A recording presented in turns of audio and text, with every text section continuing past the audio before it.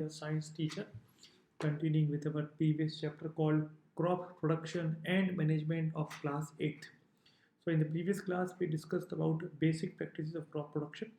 The very first thing, we prepare the soil, then we do sowing, then we add manure and fertilizer, then we do irrigation, then we do protection from weeds, then harvesting and then storage. So, in today's class, we are going to discuss in details about all these 7 points. Okay, so before we begin, uh, I hope that everybody is noting down the notes, and we will be studying for a while like this only. Okay, so without wasting any time, a lot to know, a lot to discuss in this class as always. Okay, now why do we loosen or turn the soil? हम ये ऐसे जो process दिखा रहे हैं ये करते ही क्यों हैं? हम मिट्टी को क्यों कुचलते हैं? The reason is that when we loosen the soil, the roots can go deeper inside the soil, and if they go deeper, they will be able to absorb moisture easily.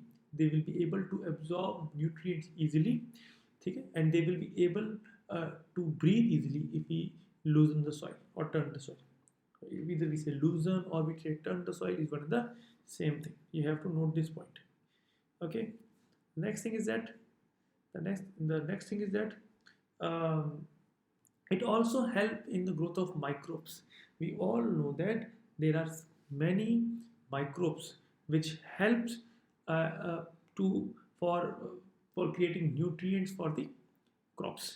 हमको हेल्प करते हैं nutrients provide करने का काम करते हैं, वो soil के ह्यूमस को भी बढ़ाने का काम करते हैं। और इसके कारण क्योंकि वहाँ पे माइक्रोब्स होते हैं, सॉइल जो होती है वो फर्दर लूज करती है। ठीक है, तो न्यूट्रिएंट रिच सॉइल जो होगी वो टॉप से लेके बॉटम तक इजीली एब्जॉर्ब किए जा सकते हैं। Now the process used to loosen and turn the soil is called the tilling. तो टिलिंग और फ्लफिंग वो प्रोसेस होती है जिससे हम सॉइल को लूज करते हैं। टिलिंग के बाद हम वापस उसको लेवल करते हैं और इस प्रोसेस को बोलते हैं हम लेवलिंग। लेवलिंग से क्या होता है, बड़े बड़े मिट्टी के जो गड्ढे हैं जो हमने लूजनिंग और टिलिंग से किए थे वो भी वापस टूट जाते हैं। बड़े बड़े जो मिट्टी के गाढ़े होते हैं वो भी उसको भी ब्रेक किया जाता है ताकि उस सॉइल को भी हम एफिशिएंटली यूज कर पाए। ठीक है, लेवलिंग से सोइंग और इरिगेशन आसान हो जाती है। By leveling help the fields in the process of sowing and irrigation. ठीक है, so we will see the step by step agriculture process. These are very important notes you have to note down in your notebook. Now adding manure to the field. ठीक है, सबसे पहले हम manure डालते हैं। ठीक है, अगर हमारी जो ज़मीन है बहुत ज़्यादा ड्राई है तो सबसे पहले हम उसको वाटर डालते हैं ताकि वो सॉफ्ट हो जाए। फिर उसके बाद हम टिलिंग या प्लफिंग करते हैं, ये प्रोसेस जो दिख रही है यहाँ पे ये प्रोसेस करते हैं। ठीक है, फिर वापस लेवलिंग द फील्ड करते हैं। ठीक है, फिर इरिगेशन करते हैं, इरिगेशन मतलब उसको वापस पानी देते हैं।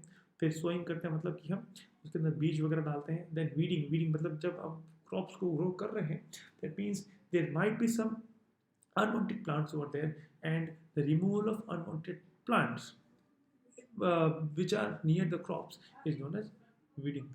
Next we have harvesting. Harvesting is what, जो भी हमने पैदा किया है उसमें हम क्रॉप्स को रिमूव करते हैं। उन क्रॉप्स को क्रॉप्स में से जो आउटपुट यील्ड है उसको अलग करते हैं, that is known as harvesting. अब जो हमने आउटपुट अलग कर दिया है उसको हम स्टोर करते हैं और उसको स्टोरेज बोलते हैं। So these are 7 to 8 9 points which are known as step by step agriculture processes.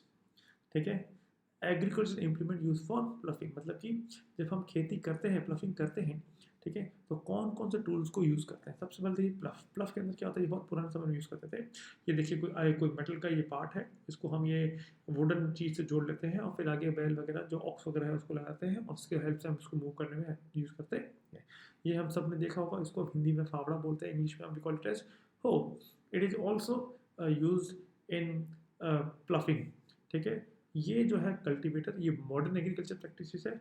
ठीक है, इसके अंदर ट्रैक्टर होता है, पीछे कल्टीवेटर्स लगे होते हैं यहाँ पे पीछे की तरफ। ठीक है, और ये बहुत सारा लेबर और टाइम को हेल्प करता है, इससे जो एफिशिएंसी है बहुत ज़्यादा बढ़ जाती है।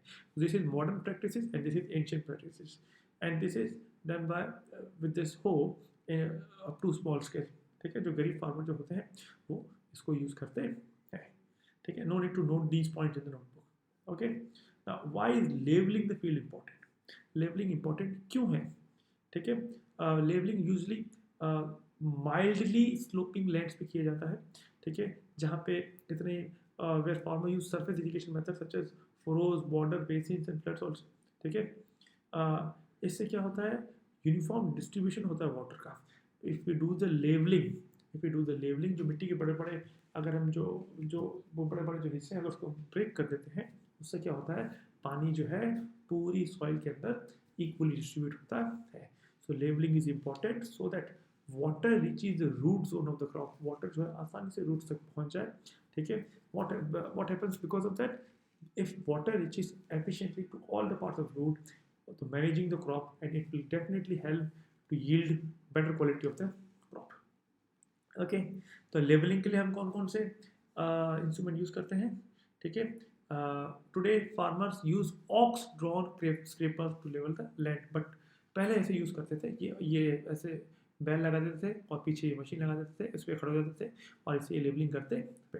बट आज की डेट में हम ऐसी मशीन लेके आते हैं और उस मशीन से हम लेबलिंग करते हैं। इसको बोलते हैं हम लेजर लैंड लेबलर। Okay, okay, now sowing, which kind of seed should farmer use? देखिए, सोइंग का मतलब बीज को डालना, ठीक है। So definitely farmer should use high quality seeds which are clean, which are healthy and which give high yield.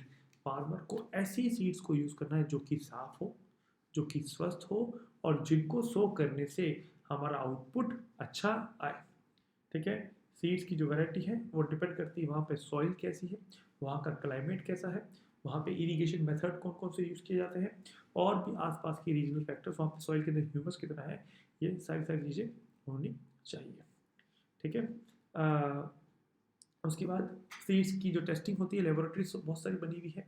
क्या क्या टेस्ट किया जाता है, उस सीड्स की प्योरिटी को टेस्ट किया जाता है, resistance to disease and pest, मतलब कि जो सीड है उसको कोई बीमारी तो नहीं लगती है, ठीक है। जर्मिनेशन एंड वीगर, उसका कलर कैसा है, वो जर्मिनेट कितनी जल्दी होती है, ठीक है। अगर क्लाइमेटिक कंडीशन थोड़ी बहुत ऊपर नीचे होती है तो वो उसमें अपने आप को कितना सस्टेन कर पाती है। एंड जनरल सीड हेल्थ, मतलब सीड जो है वो हेल्दी है या नहीं है, ठीक है। How to separate damage seeds from healthy seeds, ठीक है। तो हेल्दी सीड्स में से डैमेज सीड को हम कैसे अलग करें, ठीक है। हम क्या करते हैं, सीड्स को वाटर के अंदर डाल देते हैं, ठीक है। तो जो डैमेज सीड्स जो होती हैं वो अंदर से खोखली होती है, they are hollow and lighter, तो they float, okay. So definitely the damage seeds will float and we can easily remove that floating seeds over there, ठीक है। Good and healthy seeds sink in water and settle down, क्योंकि वो healthy होती हैं, वो डूब जाती हैं और वो सेटल डाउन होती है, तो इजीली हम खराब सीड्स को वहाँ से अलग कर सकते हैं और हेल्दी सीड्स को अलग कर सकते हैं, ठीक है। अब सोइंग करने के लिए हम क्या क्या टूल्स को यूज़ करते हैं, देखिए लेबलिंग के लिए अलग होते हैं, टिलिंग के लिए अलग इंस्ट्रूमेंट यूज़ होते हैं और सोइंग के लिए भी अलग इंस्ट्रूमेंट यूज़ होते हैं, ठीक है। तो देखिए ये पहले क्या होता था, बस दो बैलों को बांध दिया जाता था, यहाँ पे देखिए मशीन लगा हुई है यहाँ पे, यहाँ से ऊपर से वो बीज डालते थे, जैसे जैसे आगे बढ़ते थे बीज जो होते हैं वो नीचे जाते रहते हैं। So seeds are filled in the funnel which is attached to 2 और 3 पाइप्स विथ पियर्सिंग एंड, मतलब वहाँ पे आगे छेद होते हैं, ठीक है। जैसे जैसे आगे बढ़ते रहते हैं सीड्स भी आगे जाके डिस्ट्रीब्यूट होते रहते हैं, but these are traditional tool for sowing, we don't use these methods these days, we use seed drill, this is a machine, we keep the seeds over here, okay, and they go one by one from this funnel shape to the ground and reach very effectively, okay। Today seeds drill are used with the tractors to sow seed, they are better because they seeds uniformly, ढंग से uniformly seed को spray करते हैं, ठीक है। Equal distance पे और equal depth पे इसको ये छोड़ते हैं, ठीक है। Cover seeds with soil and sowing so that bird do not eat them, ये क्या करते हैं, जब सीड्स को छोड़ते हैं तो जब वापस जा रहे होते हैं तो उसको वापस कवर करते हैं ताकि बर्ड्स वगैरह उस सीड को ना खा जाए, और इससे बहुत सारा टाइम और लेबर भी बचता है। What precaution should be taken while sowing, तो जब हम सोइंग कर रहे हैं, जब हम बीजों को जा रहे हैं तो हमको क्या क्या चीज़ों को ध्यान रखना है। The very first thing that the seeds which we are using are healthy and are of high quality वो हेल्दी होनी चाहिए, उनकी क्वालिटी अच्छी होनी चाहिए, दैट मीन्स वो जो डिजीज रेजिस्टेंस होनी चाहिए उसकी जो क्वालिटी है वो बहुत बहुत अच्छी होनी चाहिए. They are planted at correct distance from each other so that they can proper light, water and nutrients from soil. वो उन दो सीड्स के बीच में डिस्टेंस अच्छा होना चाहिए ताकि उनको न्यूट्रिएंट्स के लिए कंपटीशन नहीं करना पड़े, वाटर के लिए कंपटीशन नहीं करना पड़े, सनलाइट के लिए कंपटीशन नहीं करना पड़े. They must be sown deep enough to protect from animals and birds which might eat them, and wind, but not so deep that they may not get enough air to germinate. तो हमको ठीक ठाक गहराई में इसको गाड़ना चाहिए ताकि जानवर उसको नहीं खा पाए, और इतनी भी गहराई नहीं होनी चाहिए कि वो उनको ढंग से एयर नहीं मिले ताकि वो जर्मिनेट नहीं है. Why is better to sow seeds uniformly. Uniformly क्यों सो करना चाहिए हमको? अगर क्राउडिंग हो गई तो फिर वो ढंग से ग्रो नहीं करेंगे, न्यूट्रिएंट्स के लिए, वाटर के लिए, सनलाइट के लिए एक दूसरे से कम्पीट करेंगे. ठीक है, तो हमारी जो यील्ड होगी वो हमारे हिसाब से नहीं हो पाएगी. इसलिए आपको सीड्स को यूनिफॉर्मली सो करना बहुत ज़्यादा ज़रूरी है. ठीक है. Why are plants kept in small bags in nursery? सारे क्वेश्चन इंपॉर्टेंट है, ध्यान रखता है. ठीक है, तो प्लांट्स को स्मॉल बैग्स में से कहते हैं. पहले तो उसको क्या करते हैं, सीडलिंग्स के अंदर, मतलब छोटे छोटे सीडलिंग्स के अंदर एक उसके रखते हैं. फिर अगर वो बहुत ज़्यादा बड़े जाते हैं तो उसको फिर हम वहाँ जाके जो फार्म होता है वहाँ पे जाके आसानी से ग्रो कर सकते हैं, और उसको एक जगह से दूसरी जगह उठा के ले जाना बहुत ही ईजी होता है.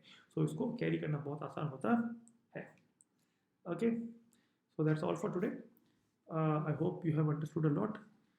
Please complete your work regularly, otherwise in the end it's going to create a lot of trouble for you.